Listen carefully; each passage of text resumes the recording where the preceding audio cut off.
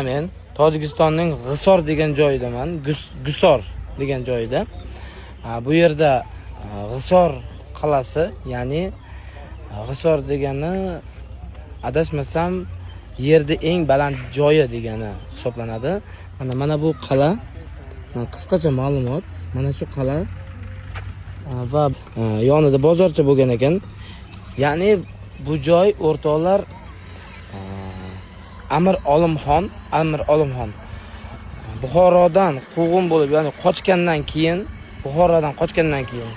bu yerga kelib 6 oy hukmronlik qilgan va yana Qizil lashkarlar bu tomonga kelgandan keyin Afg'onistonga ketgan, ya'ni ko'proq lashkar qilib qaytish maqsadida ketgan va Afg'onistonda o'zi ana shu joyda vafot etgan.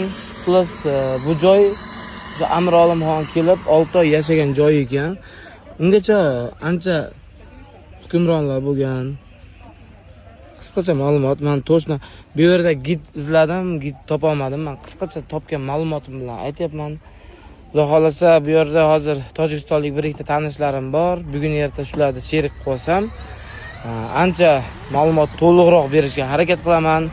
Juda ham charchaganman hozirgi momentda. Juda ham chiroyli joy ekan, lekin bu yerda 1 soat 2 soat aylandim. Endi hozir Dushanbega qarab ketyapman. Mana velosipedim.